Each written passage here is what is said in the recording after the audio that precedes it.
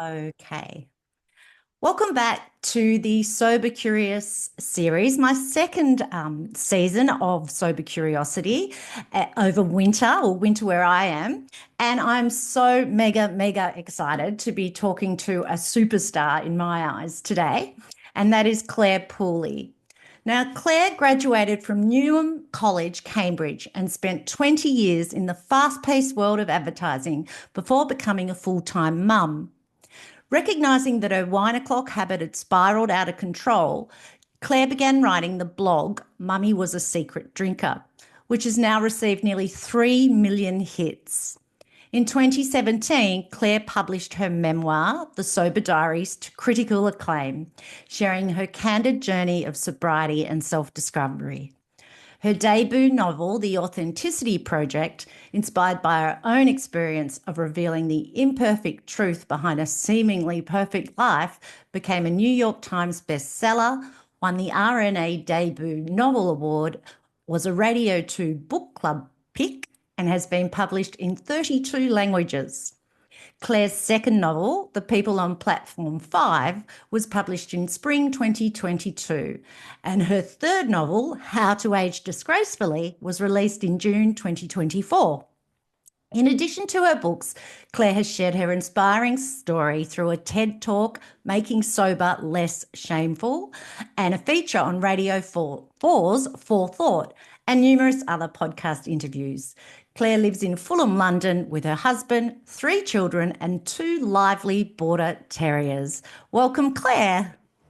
Oh, thank you. It's so great to be here. And I still marvel at modern technology and how Yeah. we can have these sorts of conversations from literally opposite ends of the world. It's absolutely amazing, isn't it? Like, that's one of the good things of technology. Yeah, yeah. And one of the good things, I guess, that came out of the pandemic as well is one of the only good Yeah. things is the fact that we all embrace the ability to sort of talk virtually. No, it's good. So Claire, I love to start off with a bit of a fun question. I always ask all my guests this. What did you have for breakfast this morning?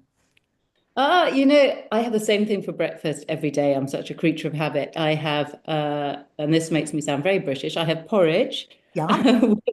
berry compote, which I make myself, and I sort of sprinkle it with sesame seeds and all sorts of things. So I mean, actually a really healthy breakfast. And I mean, it makes me laugh because I mean, my breakfast for many years was a cup of coffee and a cigarette. Yeah. Yeah. And actually, even when I quit smoking when I was 30, but when in the drinking days, breakfast wasn't really a big thing. If I had breakfast, it was really to soak up the sort of alcohol from the night before. So I'd Yeah. have sort of Yeah. toast and Yeah. um, Carbs. Lots of in the carbs. extremist, I'd have an English fry up. Yeah. So my breakfasts are much healthier than they Yeah. used to be. Yeah. I'm sure everything's healthier, isn't it? Yeah, that's true. Claire, can we just start with your drinking career, like where you were at before you went sober? Yeah, I mean, probably the same as many people. It's drinking sort of crept up on me gradually. I mean, I talk to a lot of people who say that from the day they started drinking, they drank differently from other people and they were out of control. And my drinking wasn't like that. You know, I started off drinking as a teenager. I drank more and more. You know, I went to university and loved drinking, but everybody else seemed to too. I don't think I drank any differently from most people.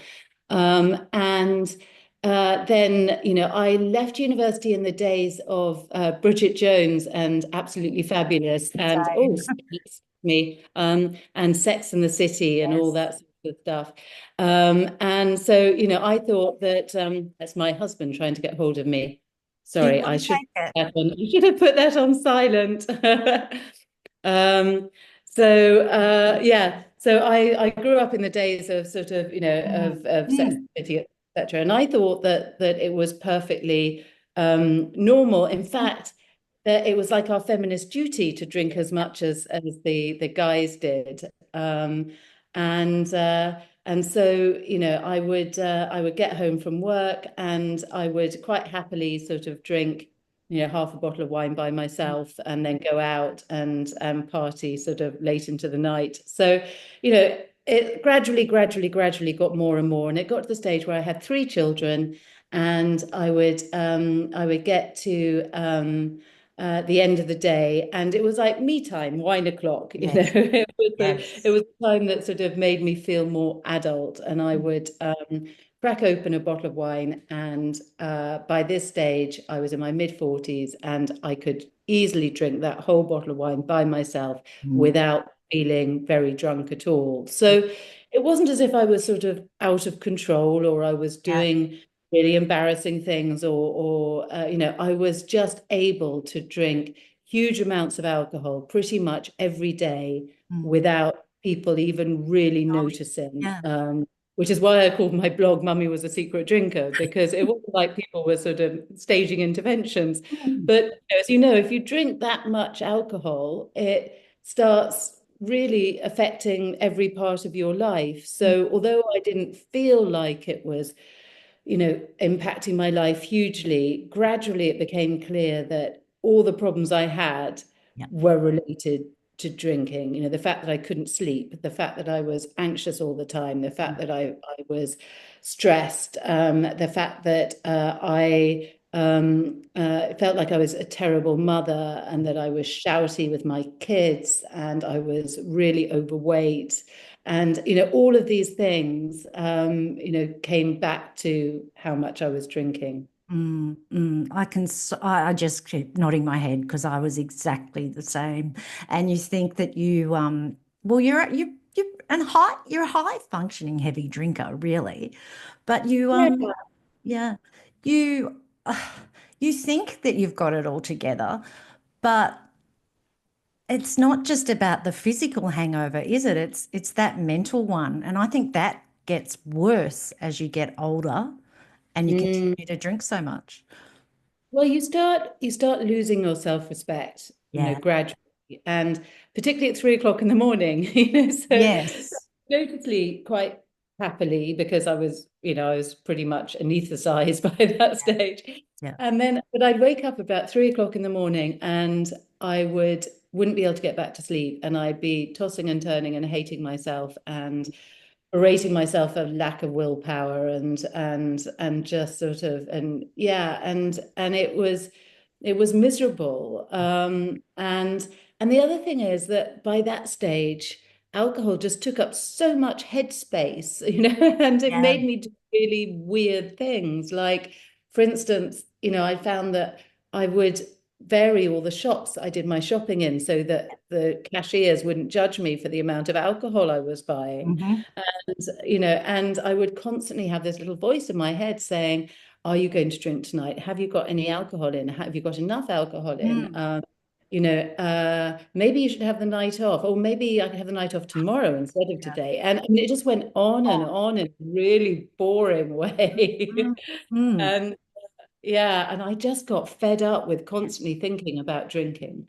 It just absolutely does your head in, doesn't it? Because I think that's when I knew, like, I was making excuses for my kids to pick up from football and stuff because after 5 o'clock there was no way I was driving anywhere because that was drinking time. But it was exactly what you're saying, just that voice and oh, I'll buy a bottle tonight, but I better buy a backup bottle, or you kid Mm. yourself that I don't know, here in Australia, there's often buy six bottles and get 10% off, or buy two for 30. So you'd use all these tricks and you were just buying more wine and undoubtedly just going to drink it. Yeah, yeah. And I used to do things like, I mean, I started realizing that, I was becoming dishonest about it as Yeah. well. So, I would open a bottle of wine while I was cooking and I would drink a couple of glasses, which couldn't, given that my glasses are really big, it was about half Same. a bottle. And then I think, oh my God, my husband's about to come home and there's only half a bottle of wine left and that Mm. won't be enough. Mm. And so I'd hide that half bottle in the back of the cupboard and open another one as if I'd only just started, And I thought, actually, this isn't right, Yeah. when it when you get to the point where you're hiding things, and then yeah, it's not Mm. good. It's Mm. not good. Did he cotton on to it? Did he know? Um, there were only two people who ever said, I think you're drinking too much. Mm. And one was my mother, and the other was my husband. But he did it in a sort of, I think you should cut down a bit, as opposed to, I think you have a real problem and you should stop. Yeah. In fact, I was quite shocked when I did stop completely. And, the same with my mother. I think they both thought, oh, I don't see why she can't just Yeah. have glass of wine instead of a bottle of wine. But, Mm. as for some of us, having just one glass is Mm. much, much harder than not having anything at all. Mm. Mm. No, I totally hear you. Um, did um, did you find that as you stopped, like there's all these, the physical symptoms. I know for me, it was one of the first things was I was just really proud of each day I had sober. But did you find also that there was a full shift in your identity? Because, your husband, your mum, I'm the same. They knew me as the funny big drinker. And yeah, was that difficult? Yeah, it was actually. That was probably the hardest thing for me, Yeah. really, is, and my concern that my friends wouldn't like me anymore because I wasn't the sort of, I wasn't the big party animal that they were used to. And I really worried that my husband he'd married somebody, one particular person, and I worried that he ended up married to a completely different person. Mm. And, but I think the truth is that when you quit drinking, you do become more of yourself, not less of yourself. Mm. And the alcohol was masking the real me. And there are, I might be slightly less willing to stay up till 4 in the morning, Oh God, but yeah. but I'm actually a much better person to talk to than I used to be at a party, and I'm much more reliable. I'm a much better friend. I'm a Mm. much better wife. I'm a much better mother.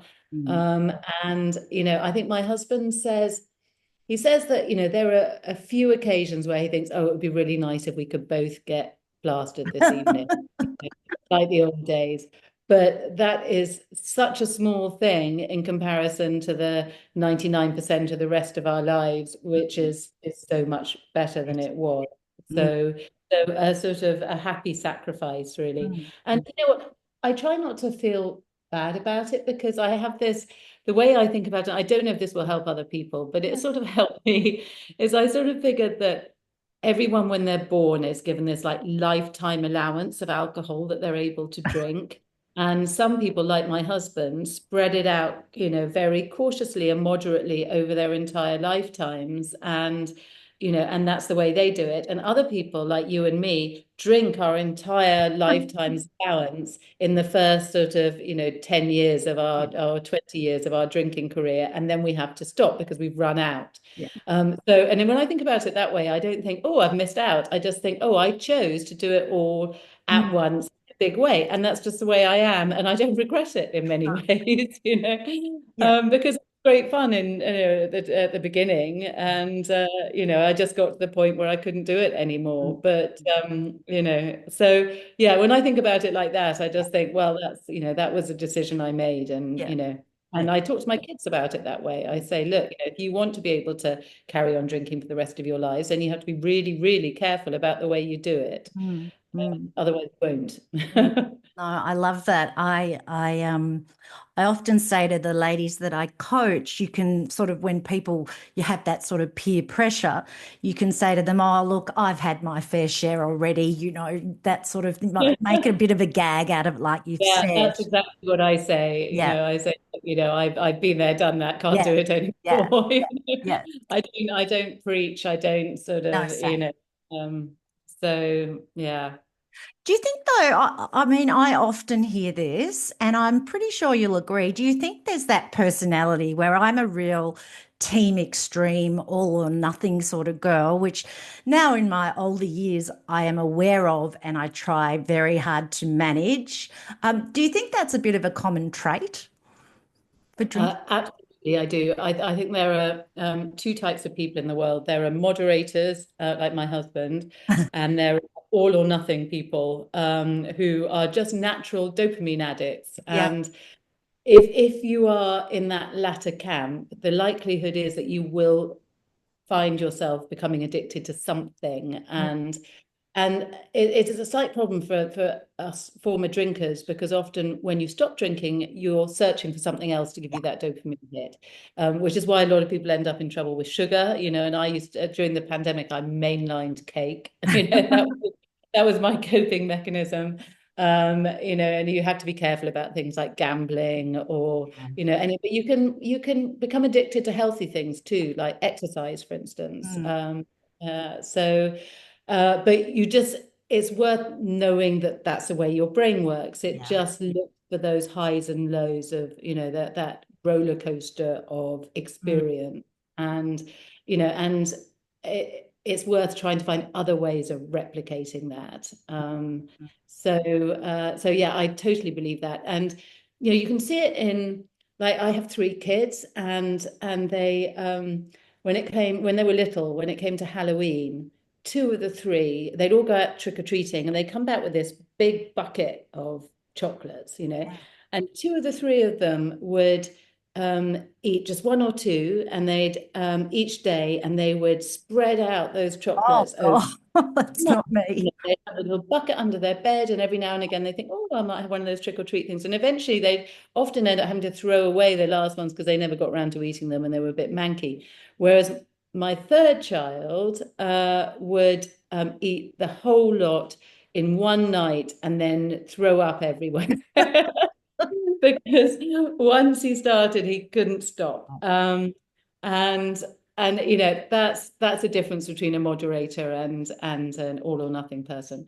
Mm, But I think the other reason it's worth thinking about it like that is that there are really good things yeah. about being an all or nothing person. It's I think, in my experience, people like us tend to be more, if they don't allow themselves to fall into some sort of destructive addiction patterns, they tend to be really successful at life, because whatever they do, they throw themselves Mm, into it 100%. And mm, they're like that with their relationships, with their jobs, with their passions. And, that is a wholly good thing to be. You just have to be cautious about the downside.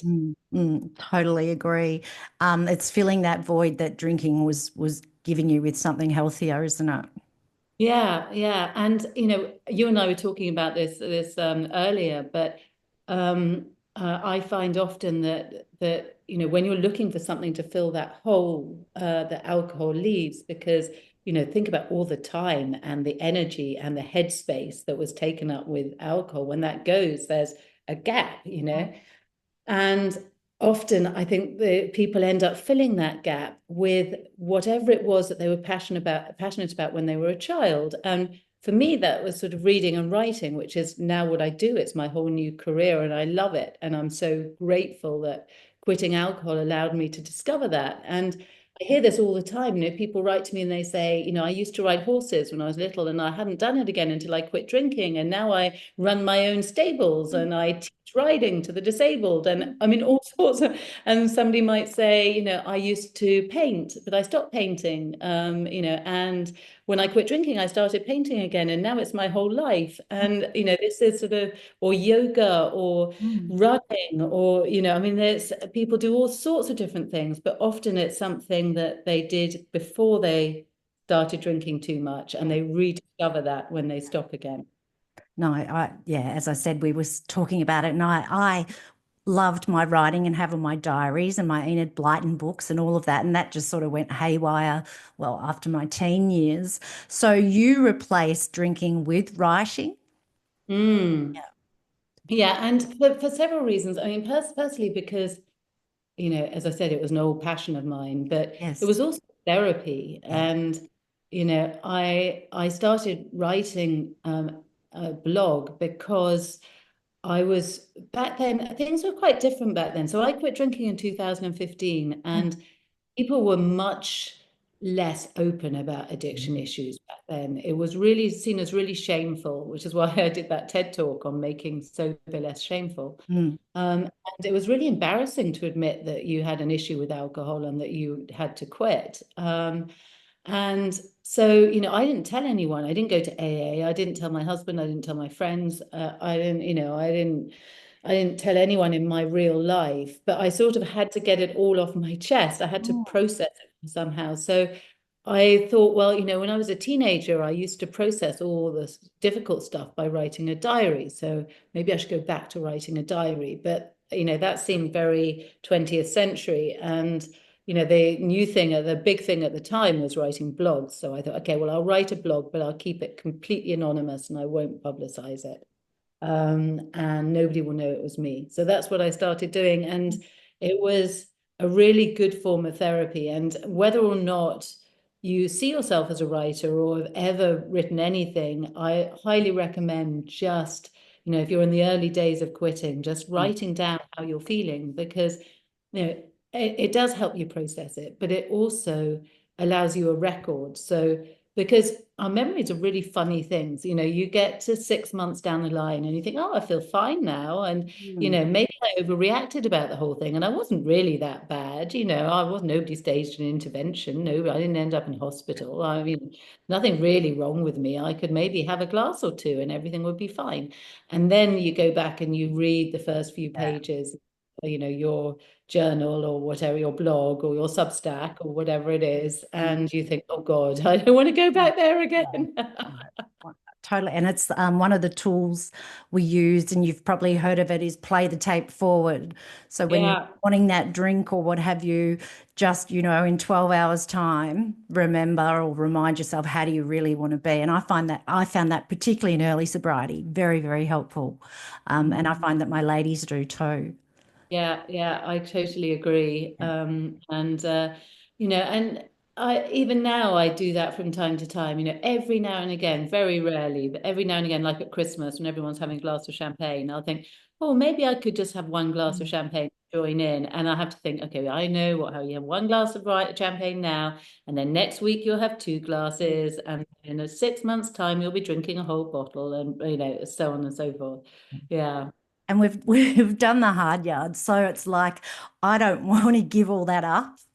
No, no, no, neither do Yeah. I. And I think it's really interesting with all the beautiful ladies I meet through the sober sphere now. Um, there's a common theme too in that it is transformational, and your career has completely changed and come out of going sober, and mine has too. I owned a retail store, I was into fashion and what have you, and since going sober, I've complete pivot and now coach women. And I was thinking when you were talking about childhood, I loved being a school teacher when I was a kid. I'd play teachers and teach, and I was Oh, always the teacher. And there you go. Now I'm a coach. So I just sort of had a yeah, light bulb there too. yeah. There's a guy called Wayne Dyer who's dead Yeah. now, but Yes. he was a sort of inspirational Mm. guru in the US, and he talked about how often your life comes full circle, Mm. and your life isn't linear. You often end up finding that when you get to a place where you are really comfortable in yourself, in a way, Mm. many ways you come back to the beginning, Mm. and that's how I feel about sobriety, really, Mm. is I feel like I've gone all the way around and Yeah. I've come back to where I started in Yeah. a much sort of in a much sort of older and wiser Yeah. A way. bit of a bumpy circle, but it's still it's Yeah, a we bit got like this. yeah. Um, for the ladies out there, what would you suggest to them if they're thinking about it? Like, what would be a couple of tips to start?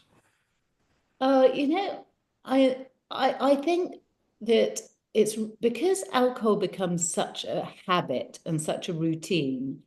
It's one of the things that makes it most difficult to quit because there are so many moments in your day when you think, oh, this is when I normally have a glass, and this is Mm. where, so your subconscious is constantly prompting you and saying, so now is Mm. a time for a glass of wine or whatever. So I find if you can mix up your routine at the beginning, it really, really helps. So for me, for instance, I never used to drink in the morning. It was a hard and fast rule of mine. Yeah. I would sometimes drink at lunchtime, but my big drinking time was sort of 6 p.m. onwards. Mm. And it would sort of start when I was cooking Yeah. dinner, is when I would, start drinking as I was cooking. And it was a sort of my little routine. So what I did initially was I would cook the evening meal first thing in the morning, so I didn't have to Mm. cook in the evening, and all I had to do was heat it up. So Mm. I took away that sort of prompt. And I also mixed up my day completely. So I started going to bed much, much earlier than Mm. normal. I mean, ridiculously early, like 8 o'clock, I would go to bed with a novel or my an iPad with Netflix or Mm. whatever, and Mm. I'd drink hot chocolate in bed, and I would go to sleep really early, Mm. and then I would wake up really early, feeling brilliant. So effectively, I got rid of the hard part of the day Yeah. altogether, the sort of 8 p.m. onwards, Yeah. and I added extra time to the really brilliant part of the day, which when you quit drinking is first thing in the morning, when you think, Mm. yay, I'm I'm so I'm so proud. and clever and I feel brilliant. So I started going to sleep by 9 and waking up by 6 Mm. um, morning at the latest. Mm. And I did that for the first, unless I was going out, obviously, I did that for the first couple of months, and it just made it so much easier Mm. because those really difficult parts of the day I just wasn't having to deal with. Mm. Mm. So that's one of my major tips. Tips. And other than that, I think everyone has a different toolbox, but you need a toolbox. So, and what I mean by that is you need a list of things that you know will help you when, if you start craving a drink. Mm. And some of them can be really small things, and some of them can be sort of, much bigger. Mm. But then it means that when you start, if that craving hits, which doesn't often last for that long, you can think, oh, I must do one of those things in my toolbox. So for me, my toolbox included things like having a hot bath with bubbles, I found really helped, Mm. going for a walk, and going for a walk, listening to an audiobook, particularly because that would stop me, my brain worrying about sort of whatever it was. Cleaning, God, I normally Oh hate no. cleaning. But I found that Oh if God, if no. I if I just started cleaning things, it just kept me busy. It kept me doing something with my hands. Yeah. Yeah. So I found that really helpful, bizarrely. Yeah, exercise. You just need different things work for Right. different people. So it's just worth having a list of things that you can call on. Mm. Mm. And the great thing about going through this, and it feels like it's just hard work, and you know why you're doing it, but it still feels a bit miserable. And it's worth remembering that the tools that you learn when the things that you learn when you're quitting drinking, you can apply to any difficult Mm. situation that happens at any time further down the road in your life, because there are bound to be difficult things that happen. So, for instance, when I was diagnosed with breast cancer, I used all the tools that I'd learned quitting drinking to help me deal with breast cancer. So, things like taking it one day at a time, not looking ahead, not catastrophizing, just focusing on getting to the end of the day. The list of things in my toolbox I knew would take the edge off the fear, like, Mm. having that hot bath, cleaning the house, going for a walk with an audiobook, and Mm. so doing some exercise. All of those things I had to hand in a way that I wouldn't have done if I hadn't just been through that. Mm. So it's hard work, but that hard work is not wasted. Not only will it get you sober, but it will allow you to deal with other shit in Mm. your life further down the line. And that is a really, really valuable thing. Most people, when the shit hits the fan and somebody gets really ill or they go into a global pandemic or whatever it is, will reach for the alcohol to cope. You won't need to do that because you will have all these other coping mechanisms that Mm. are much, much healthier and much more effective. Yeah, no, I agree because I'm also a breast cancer survivor, and it's just dealing with that anxiety, isn't it? And knowing that if I have a drink, it's just going to make the anxiety worse. It's going to make the stress Yeah. worse. It's not going to fix it. Yeah, and you're that's absolutely right. And actually, physically as well, Yeah. drinking when you have cancer is like pouring oil on flames. Mm, It's really bad. And I find it as well when you're responsible for looking after other people. And I'm at the age now where I not only have three kids, but I have parents who are quite old and often not very well. mm, And I am able to take a phone call at 2 o'clock in the morning and drive to a hospital and, mm. be able to be on call and do whatever needs to be done, to the best of my ability, which there's no way I could have done in the old days. Same, absolutely. No, not at all. So it's that free. I mean, it's freedom. It's not, we don't want to be getting up at night to go and look after elderly parents, but it's also having that freedom to, I don't know, I felt very powerful of I can just get in the car now and go for a drive and it's 9 o'clock at night. Like, not that I really wanted to, but I love being able to, like, if I'm invited, I live in London, and if yeah, I'm invited to a party that is in Oxford, or yeah. Oxfordshire, 2 hours down the motorway, Mm. I can drive to the party, I can go for 3 hours, and then I can drive home and I can wake up in my own bed the next day. I haven't had to pay Mm, for a hotel. I mm. haven't had to, so I'm really popular because I gave a number of people a lift to Yes, yes, now one. yeah. And yeah, and I know I didn't embarrass myself or leave my handbag behind in a taxi. And speaking of handbags and money, I save so much money. Like I was a, bottle or more a night every night. Like it certainly adds up. Yeah, and you know what I did? So I quit over 10 years ago now, and one of the first things I did was I worked out that there was a company that deliver flowers weekly to your Oh, door, like a subscription thing. yes. And the cost of the subscription at the time was like about 1.5 bottles of wine. And I thought, Oh, oh, that is what I would drink pretty much every day. mm, So I'm going to use that money to 1.5 bottles worth of yeah. my savings to buy this flower subscription. And every Monday morning, these flowers arrive on my doorstep. And every Monday morning, I think, God, I did a good thing. Yeah. I love that. Yeah. And it's really, even after 10 years, Yeah. it still reminds Yeah. me, So you're still doing it? and yeah, I still Yeah. do it now. Awesome. And it's my little thank you to myself.